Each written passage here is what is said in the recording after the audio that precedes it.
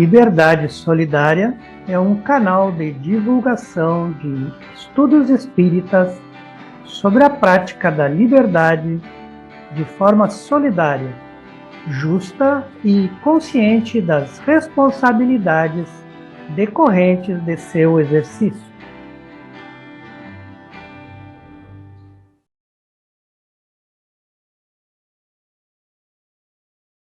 Boa noite, pessoal. Eu sou Ayrton Dornelles e estamos iniciando, com as bênçãos do Pai Celestial, mais uma live do canal Liberdade Solidária, desejando que Jesus possa estar nesse momento protegendo o lar de cada um de vocês e os seus familiares. Nossos encontros são sempre aos domingos e se iniciam às 20 horas.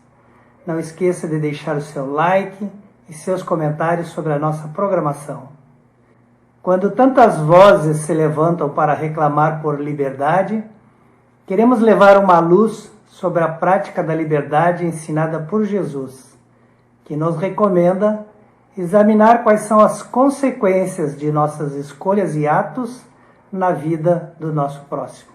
Hoje é dia 25 de abril de 2021 e o nosso estudo é sobre religião. O convidado do nosso canal, que vai abordar este tema, é o nosso amigo Fábio Iop, de Balneário Camboriú.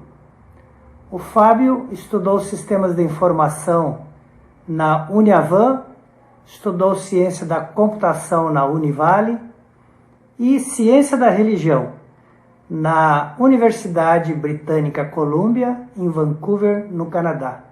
Esta, uma das 20 melhores universidades públicas do mundo. Hoje, o Fábio dedica os seus estudos nas áreas de filosofia da ciência e desenvolvimento de software. E nós convidamos o Fábio para ele nos responder se o Espiritismo é uma religião, como pretende alguns, ou se é uma ciência e filosofia.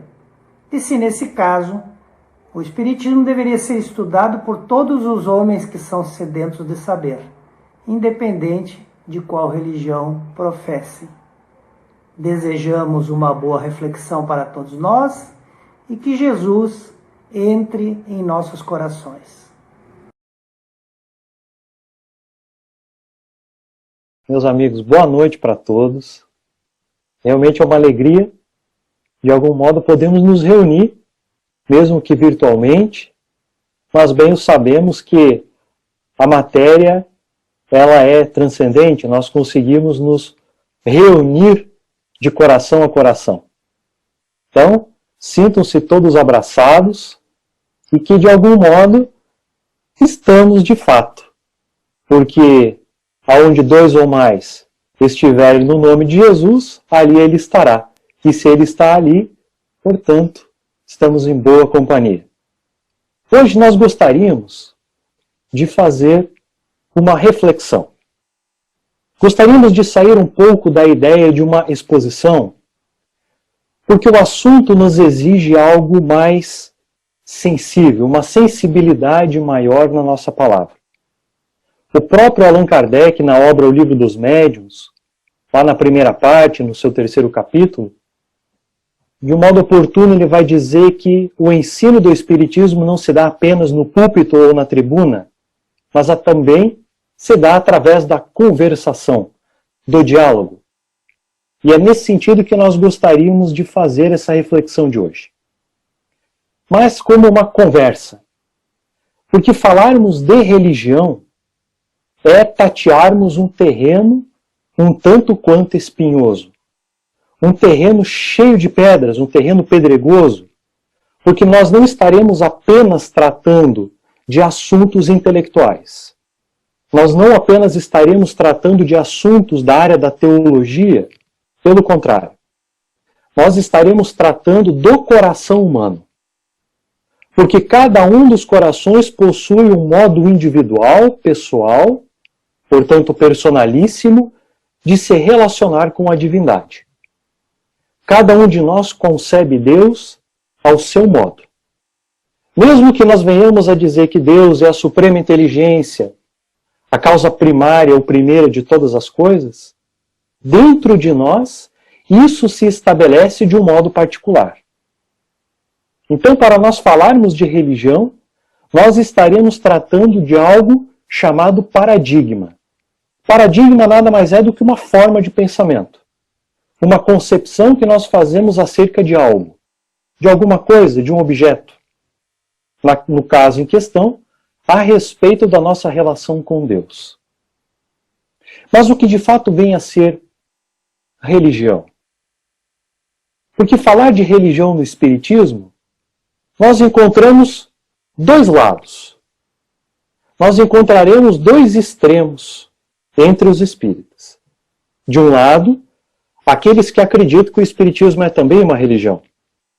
De um outro lado, aqueles que dizem que o Espiritismo é apenas uma ciência e, quando muito, uma filosofia, mas que não tem absolutamente nada de religião. Talvez ambos os espíritos dos dois lados precisem aprofundar o seu conhecimento acerca do assunto. Porque religião ela é muito mais do que consequências morais, como costumeiramente nós ouvimos falar no Espiritismo. Muitas vezes nós assistimos uma exposição, assistimos um seminário, até mesmo de pessoas de renome, e acabam falando que o Espiritismo, no seu aspecto religioso, dimana das consequências morais. E ultimamente, nós estamos ouvindo algo que, ao meu ver, é quase que uma atrocidade a palavra religião, que é dizer que o espírita deve ter religiosidade e não religião, demonstrando que pouco conhece de religião. Então nós gostaríamos realmente de fazer uma reflexão, de apresentar alguns aspectos que, penso eu, alguns conheçam, mas a grande maioria não. E que Allan Kardec sabia muito bem o que estava fazendo à sua época. Posto que a época de Allan Kardec ele vivia num caldeirão cheio de informações efervescentes de dois lados. Do lado do mundo da filosofia, que buscava afastar o pensamento dogmático e a união visceral da igreja com a monarquia, com os reis. E de outro lado, o materialismo pueril que se estabelecia mais do que nunca no positivismo de Augusto Comte. Kardec sabia muito bem com quem ele estava lidando. Ele sabia que se ele falasse que o Espiritismo era, de algum modo, em algum aspecto, religião, ele estaria afastando o entendimento real do que é o Espiritismo. Bem, vamos começar então pelo começo. O que é religião? Nós pouco nos perguntamos o que é religião. O que significa a palavra religião? Nós ouvimos falar que a tal da religião significa religar. Mas religar vem de onde? Quem foi que disse que é religar? Se é religar, significa ligar novamente a alguma coisa. Algo a alguma coisa. Então, nesse sentido, nos religarmos a alguém, ou a algum objeto, ou a algum determinado assunto. Na filosofia, com Marco Túlio Cícero, em 45 a.C., numa obra chamada De Natura Deorum, ele vai apresentar que a palavra religião, religare, significa reestudar as Escrituras. Porque uma vez que eu queira me aproximar dos deuses ou da divindade, eu preciso aprofundar o meu estudo acerca das Escrituras. Por quê? Porque é nas Escrituras que estão ditos e os escritos de como se estabelece esse relacionamento. Então, o processo de reestudar, uma religação com o estudo, com as próprias Escrituras, como uma fonte de informações. Mas, passado alguns séculos, já depois de Cristo, com Lactâncio, lá aproximadamente no século IV, a ideia de religare mudou. E passou a ser, então, uma concepção nova, de que religare significa nos religarmos novamente com Deus através do semelhante, através do próximo, através dos nossos irmãos, numa comunhão talvez de ideias, de ideais, ou, quando muito, tendo um objeto único de adoração, a divindade. Uma vez que nós adoramos uma mesma divindade, de algum modo nós nos reunimos. E nesta reunião, nós nos religamos. Foi assim que Agostinho de Hipona, nas suas obras, vai apresentar a ideia de religião, de religar o nosso coração a Deus, através do nosso próximo. E de algum modo isso se transformou na vertente, vamos assim dizer, primordial, a maior delas, do que significa a religião. Mas a religião ela é muito anterior a isso, muitíssimo anterior. Porque falarmos de religião e nos religarmos a Deus, seja pelo semelhante, ou seja através da reflexão estudando as Escrituras, como queria Marco Túlio Cícero, equivale dizer um processo interior, personalíssimo, individual. É assim que se dará comigo, é assim que se dará com a Selma, se dará com o Osório, se dará com a Marli, cada um a seu modo, mas com um objetivo único. Aqui eu gostaria de introduzir uma fala de Allan Kardec.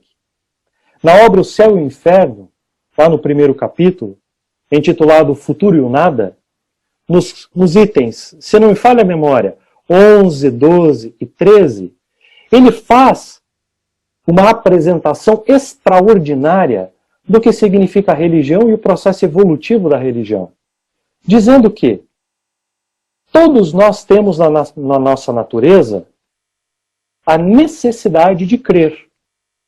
É da natureza humana crermos em alguma coisa. E de fato nós cremos em alguma coisa. Nós acordamos pela manhã acreditando que estamos bem de saúde, que o nosso café da manhã terá um alimento bom, que não estará estragado. É assim que nós vamos à padaria comprar o nosso pãozinho, confiando que o pão foi feito com os melhores ingredientes, confiando naquele que pegou todas as matérias para fazer o bolo que nós vamos comer de sobremesa de meio-dia, o nosso almoço. Nós passamos de modo integral acreditando em algo, crendo. Portanto, é da nossa natureza crer. Mas quando vamos falar de uma crença religiosa, Allan Kardec dá um passo adiante e diz assim: nós acreditamos de acordo com as nossas necessidades intelectuais. Extraordinário. Porque necessidade intelectual não significa cognição. Não significa QI, inteligência sobre algo. Não. Necessidades intelectuais significa a ação da razão, do pensamento, para com a realidade que eu estou vivendo. Então, eu vejo o mundo com os meus olhos e imagino dentro de mim como eu gostaria que o mundo fosse. Eu imagino um mundo perfeito, um mundo cheio de qualidades, de virtudes, e estabeleço dentro de mim o ideal de um mundo bom e melhor, um mundo favorável, onde todos possam viver fraternalmente.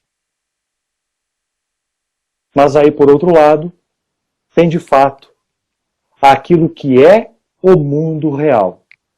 Um mundo assim doloroso, com uma pandemia, com movimentos políticos partidários, com pessoas degladiando com outras. Um mundo do jeito que ele é e exatamente como ele é, sem nem pôr e nem tirar. E nesse meio termo, nós. Entre o anseio e a vivência com o mundo real. Necessidade intelectual significa isso. Então a religião ela vem, segundo Allan Kardec, suprir as necessidades intelectuais do indivíduo. É assim que nós encontraremos a evolução do pensamento religioso, por exemplo.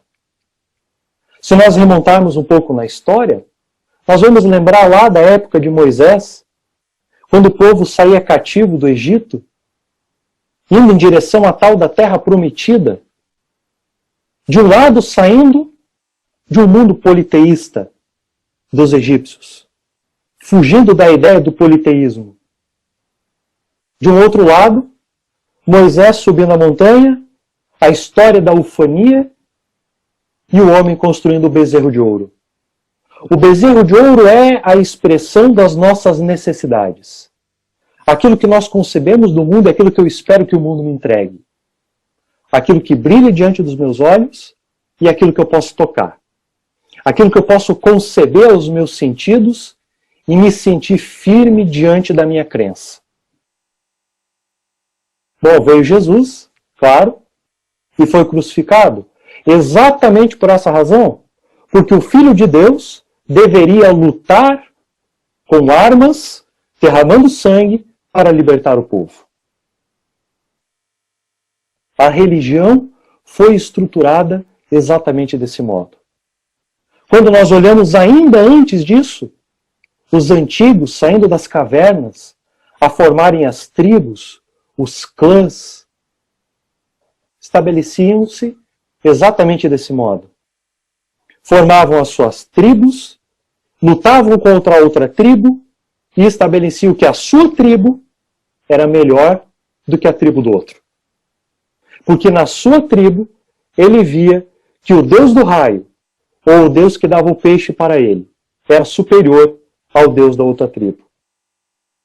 Davam os nomes que eles davam, faziam os desenhos rupestres que eles faziam, mas a ideia foi sempre a mesma. Sempre de acordo com as necessidades. Assim que no ano 1095, o Papa Urbano II fez um concílio para que o povo se reunisse, vestisse em capas pretas, subisse em cima dos cavalos e entrasse em Jerusalém para retirar a cidade sagrada das mãos dos árabes, para que o homem voltasse a cultuar Deus no Templo de Jerusalém. Era o início das cruzadas.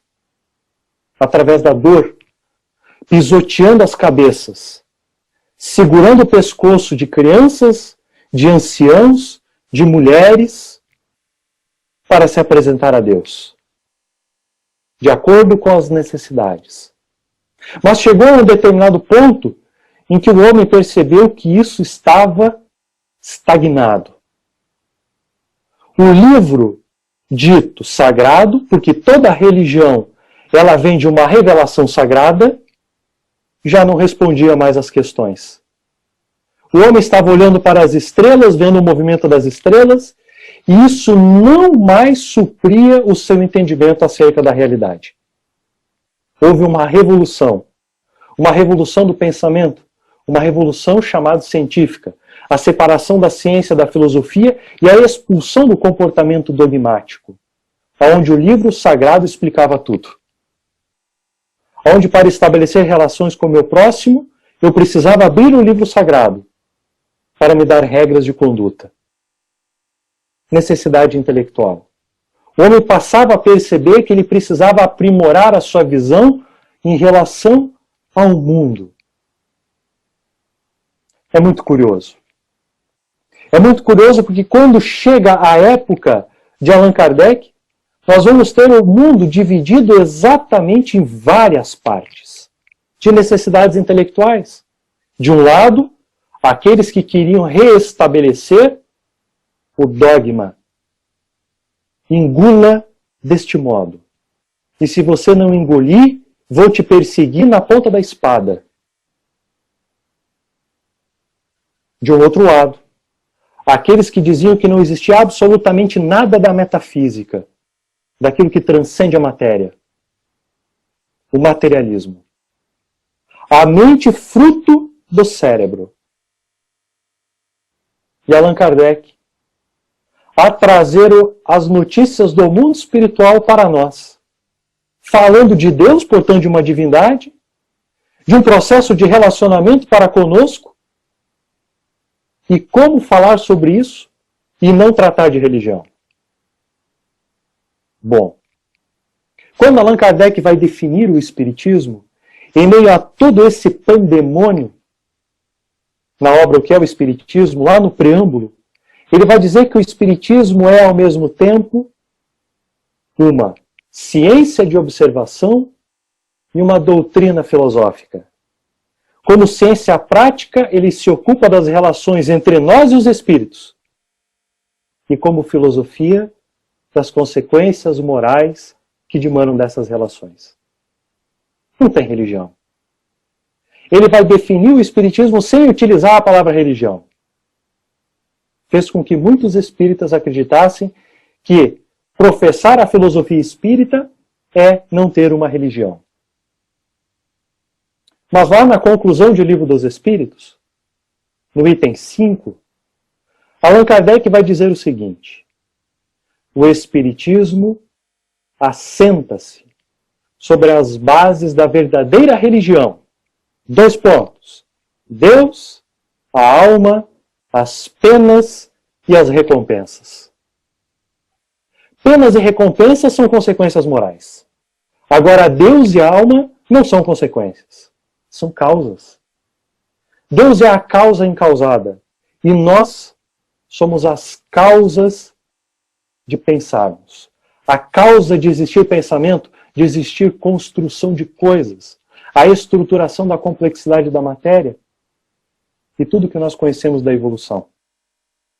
Portanto, falar de religião apenas como consequência, segundo Allan Kardec, na conclusão de O Livro dos Espíritos, é amputarmos o sentido da verdadeira religião. O Espiritismo vai tratar de Deus, vai tratar de alma, mas vai tratar nesse processo de relação entre nós e Deus, entre nós com os espíritos, penas e recompensas, as consequências. Fechando então um elo do verdadeiro significado de religião para o Espiritismo.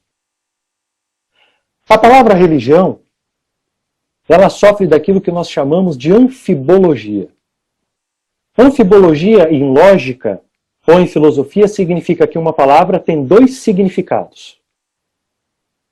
Quando nós falamos em religião, a nossa mente ela pega e se conecta rapidamente à ideia de culto, sacerdote, de uma mesa cheia de coisaradas, de um comportamento ritualístico severamente observado, de uma maneira correta de nos apresentarmos a Deus. Seja por meio de roupas, de vestimentas, de adornos, de adereços, seja por preces construídas, por nos ajoelharmos no genuflexório. Mas existe uma outra significação, um outro significado. E um dos grandes autores desse outro significado foi Henrique Pestalozzi, onde Allan Kardec foi beber na fonte. Pestalozzi chamava de moralidade. Uma concepção puramente interior de uma relação com Deus, onde só cabe a mim travar esta relação com Deus. Do meu jeito, me conhecendo, me aprimorando. Exatamente nesse sentido. É que Allan Kardec vai estabelecer a ideia de religião no Espiritismo. Afastando toda a ideia de culto, toda a ideia de comportamentos severamente observados. No Espiritismo não tem isso. O Espiritismo, segundo o Espírito Lamennais, só tem um único ritual aceito: a prece. Porque ainda nós somos espíritos de terceira ordem. Aqueles que somos chamados de imperfeitos. Temos ciúmes, temos mágoa, ficamos entristecidos. Portanto, nós precisamos dizer assim: agora eu vou parar e fazer uma prece. Ritual. Um processo de autoconhecimento. É o único ritual, segundo Lamennais, aceito no Espiritismo. A ideia de agora eu vou fazer uma prece. O grande problema de tudo isso, meus amigos, é que nós temos no nosso bojo emocional toda uma quantidade de identidades, de personalidades de outrora, que perambularam pelo ritualismo, pelo dogmatismo e por condutas severamente observadas. Vamos ter dúvida? Nós vamos fazer o nosso evangelho no lar. Fazemos o nosso petitório, o nosso agradecimento, todos eles justos, nobres. Mas se deu certo aquela prece, na próxima semana, o livro está no mesmo lugar da mesa, o copo vai estar no mesmo lugar da mesa, a conduta vai ser exatamente a mesma cadeira, o mesmo jeito de sentar. Porque no nosso íntimo nós guardamos todo esse emaranhado de coisa.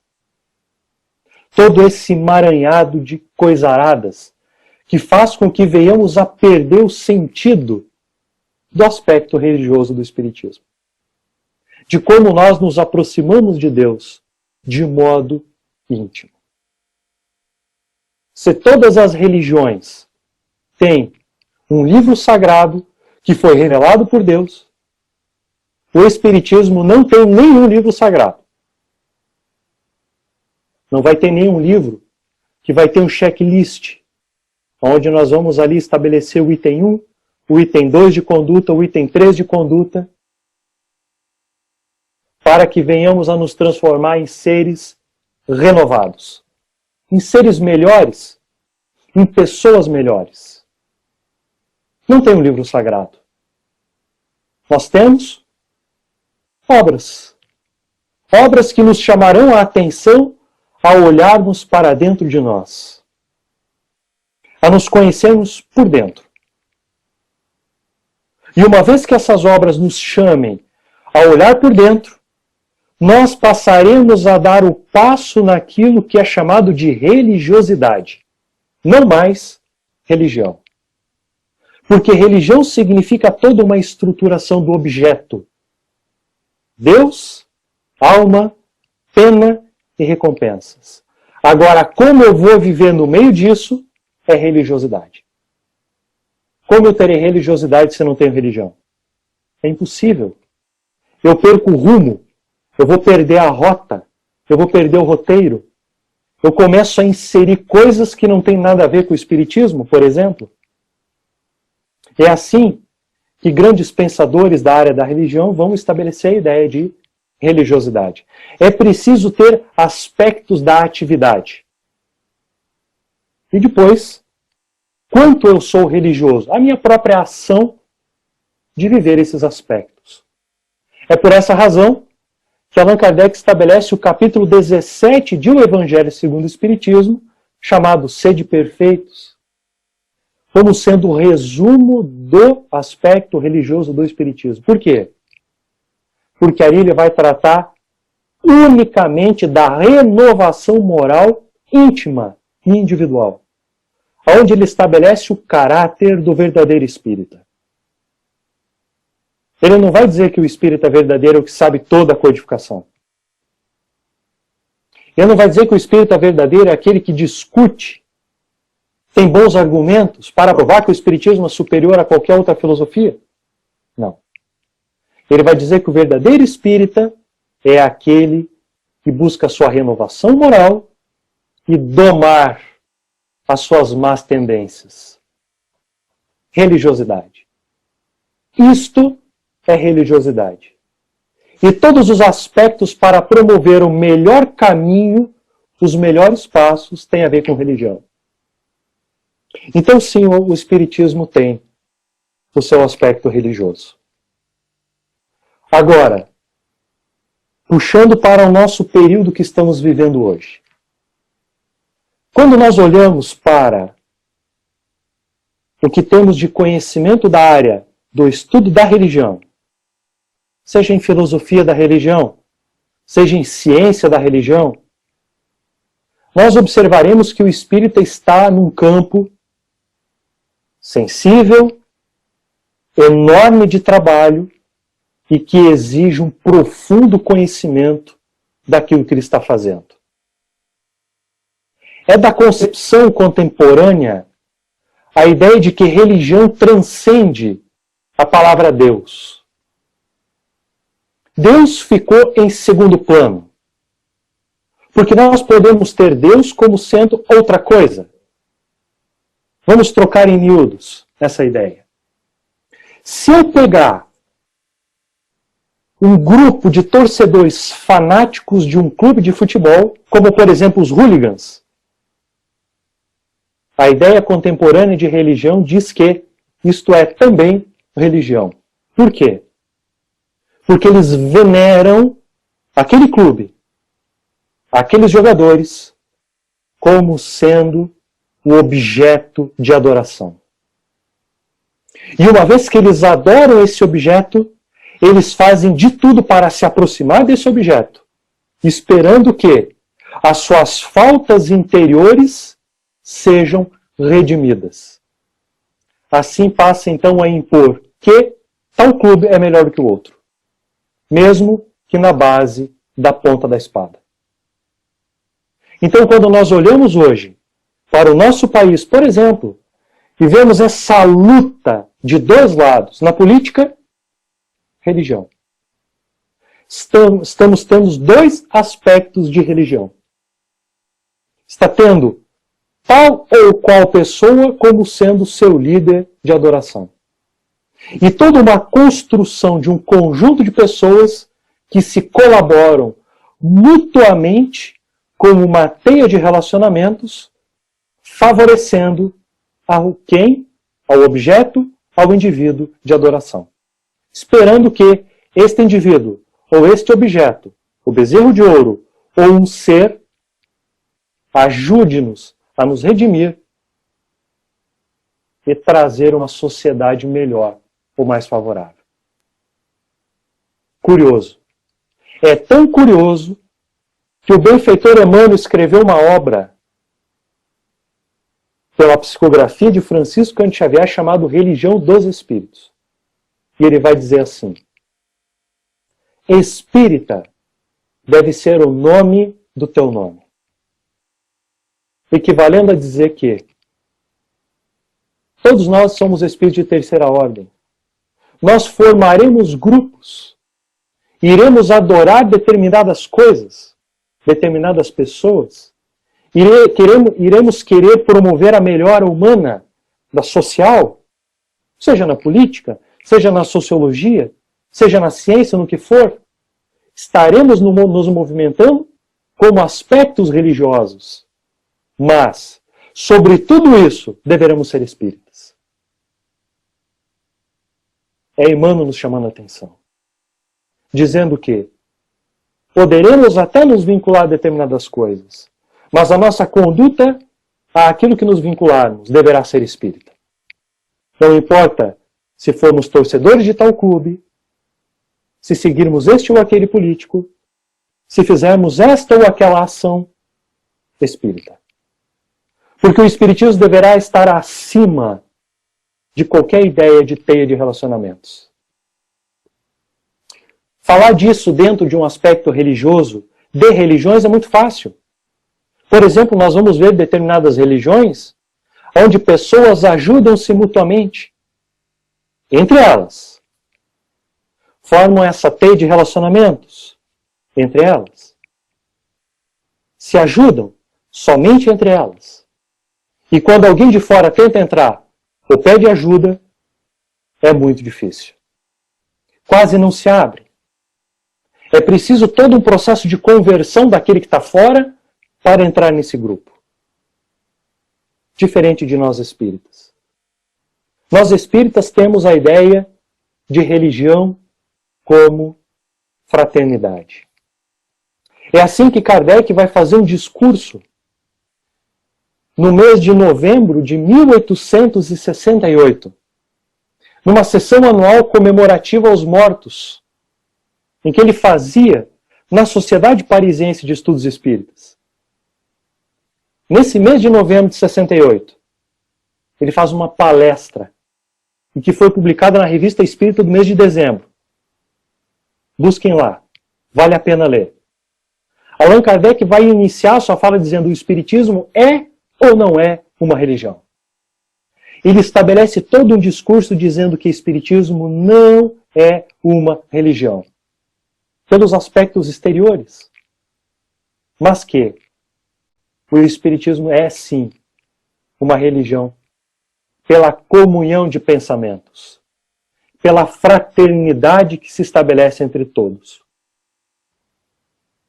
Fraternidade universal.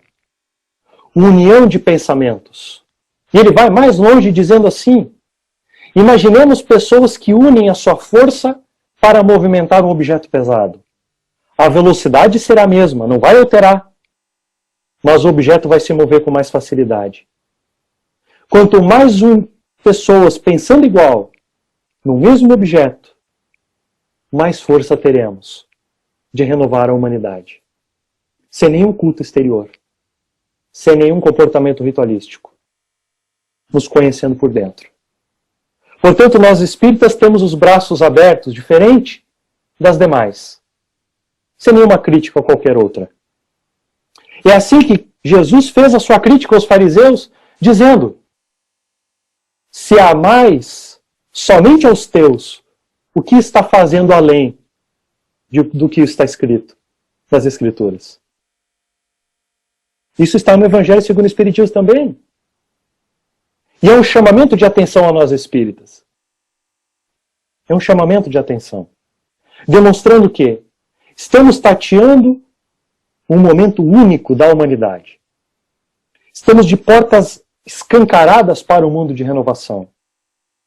Há uma corrente contrária para isto. Não entraremos no mundo de renovação impondo o nosso ideal de espírita. Pelo contrário, mas a conduta espírita de fraternidade, solidariedade, de caridade. Nos religando a Deus através do semelhante, mas nos conhecendo. Construindo-nos ou nos reconstruindo por dentro. Mas há, e aqui eu já vou tecendo o caminho final da reflexão, quem objeta contra, por exemplo, a ideia de daquilo que todas as religiões têm. Prece. Oração. Há muitos espiritualistas que também dizem assim: se Deus existe e você quer se estabelecer num relacionamento mais primoroso com Ele, por que fazer prece? Se Ele sabe de tudo, se Ele te conhece, se Ele é absoluta inteligência, por que fazer prece? Não há razão. Não há razão porque Ele conhece os teus defeitos, Ele conhece os teus anseios, Ele conhece as tuas dificuldades, conhece as tuas facilidades. É Ele que vai ajudar você a trilhar o teu caminho. Por que da prece? Mas nós espíritas temos a resposta. Sem entrar em vertentes dogmáticas, como em outras religiões, e sem entrar no aspecto religioso, por exemplo, do Espiritismo. Nós podemos dizer assim: uma vez que eu vou estabelecer a minha relação com Deus, eu posso provar que ela existe, que ela é necessária através da prece, pela ciência e pela filosofia, explicada pelo Espiritismo. Eu vou começar pela filosofia. Se eu tenho livre-arbítrio, se eu tenho liberdade, dentro da minha liberdade, que nem mesmo Deus vai infringi-la, eu posso escolher Deus, suprema inteligência, para me direcionar ao melhor caminho. Então eu preciso querer. Sem querer, Ele não vai mostrar. Ele pode até direcionar, mas para que eu veja o caminho, eu preciso querer. Necessidade intelectual. Então, filosoficamente, eu posso dizer que através do livre-arbítrio, eu desejo, eu quero, eu tenho uma espontaneidade de querer estabelecer essa relação com a melhor bússola que pode existir para todo sempre. E pela ciência, nós sabemos que nós alteramos o nosso físico através da prece. No momento de angústia, vamos fazer uma prece, nós alteramos o equilíbrio hormonal. Nós mexemos com a matéria, com o físico, simplesmente fazendo uma prece. O mecanismo se estabelece a relação para com Deus. O Espiritismo nos explica tudo isso, sem nos impor nada, de acordo com as nossas necessidades intelectuais. Como diz o espírito Viana de Carvalho, o espiritismo é tão engraçado. É tão engraçado que, quanto mais eu me aproximo dele, mais ele se aproxima de mim. Quanto mais eu quero me afastar dele, mais parado ele fica. E de fato, quanto mais eu tento me aproximar do espiritismo, mais ele vem e tenta se aproximar de mim. É como se eu cavasse naquela areia seca. Quanto mais eu cavo, mais material tem. Agora, se eu não quero, ele está ali, esperando o momento oportuno para que eu me dirija a ele, para que ele venha ao meu encontro. Então, eu quero aqui finalizar a reflexão, e eu acho que eu tenho uns minutinhos ainda. Eu quero só ler o trecho final desta extraordinária palestra de Allan Kardec, que está na Revista Espírita, que eu falei antes, e que foi o motivo de, durante a sua fala, 32 comunicações espirituais espontâneas acontecessem. 32. Por 18 médiuns diferentes. Espíritos de renome na humanidade. Entre eles Jean-Jacques Rousseau e outros. Falando sobre o que Kardec falou na sua exposição. Então eu vou finalizar com Kardec. Crer num Deus Todo-Poderoso, soberanamente justo e bom. Crer na alma e em sua imortalidade. Na pré-existência da alma, como única justificação do presente. Na pluralidade das existências, como meio de expiação, de reparação e de adiantamento intelectual e moral. Na perfectibilidade dos mais imperfeitos seres. Na felicidade crescente com a perfeição, na equitável remuneração do bem e do mal, conforme o princípio, a cada um segundo suas obras. Na igualdade da justiça para todos, sem exceções, favores, nem privilégios, para nenhuma criatura. Na duração da expiação limitada pela imperfeição, no livre-arbítrio do homem, que lhe deixa sempre a escolha entre o bem e o mal.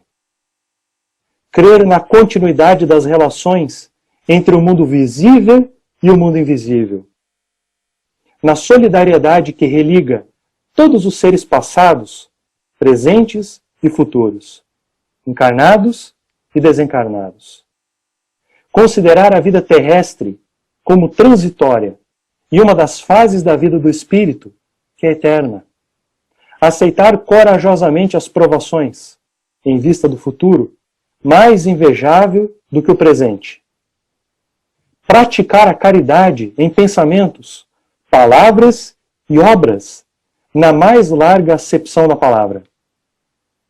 Esforçar-se todos os dias para ser melhor que na véspera, extirpando alguma imperfeição da sua alma. Submeter todas as crenças ao controle do livre exame e da razão. E nada aceitar pela fé cega. Respeitar todas as crenças sinceras, por mais irracionais que elas sejam. E não violentar a consciência de ninguém. Ver, enfim, nas descobertas da ciência, as revelações da lei e da natureza, que são as leis de Deus. Eis o credo, a religião do Espiritismo. Religião que pode congregar-se com todos os cultos, isto é, com todas as maneiras de adorar a Deus. É o laço que deve unir todos os espíritas numa santa comunhão de pensamentos, esperando que ele ligue todos os homens sob a bandeira da fraternidade universal. Allan Kardec. Gente, obrigado.